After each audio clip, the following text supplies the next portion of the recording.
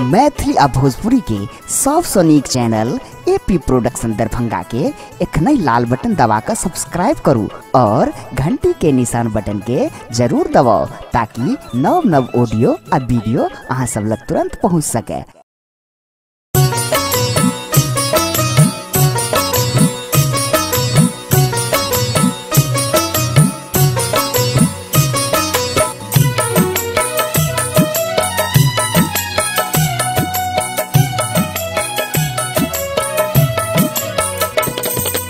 एखन अपने सब सुन रहल छी एपी प्रोडक्शन के प्रस्तुति।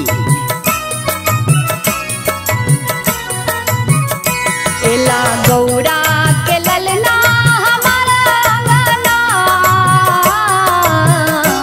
एला भोला के ललना हमारा अंगना, एला गौरा के ललना हमारा अंगना, एला भोला के ललना हमारा अंगना, एला गौरा के ललना हमारा अंगना, एला भोला के ललना हमारा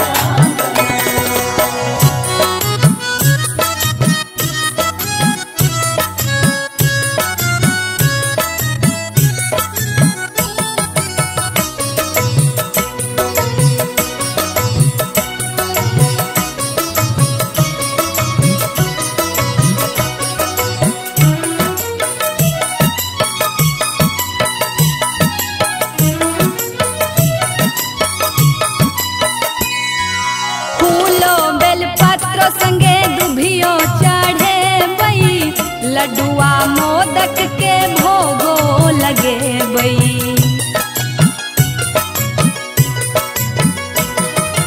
फूलो बेलपत्र संगे दुभियो चढ़े बई, लड्डुआ मोदक के भोगो लगे बई।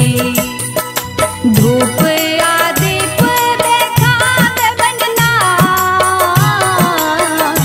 एला भोला के ललना हमारा अंगना, एला गौरा के ललना हमारा अंगना,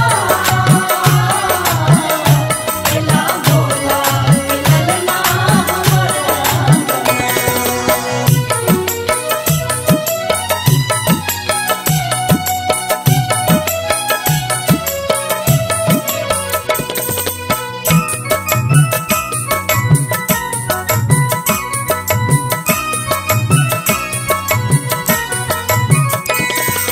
सखिया सहेलिया के से हो बाजे बई, सबके गजानन के दर्शन करे बई। सखिया सहेलिया के से हो बाजे बई, सबके गजानन के दर्शन करे बई। सबके ओ आस पूरा बचना,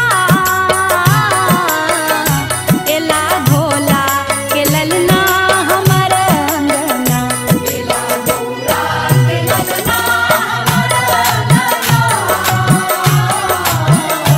एला भोला के ललना हमारा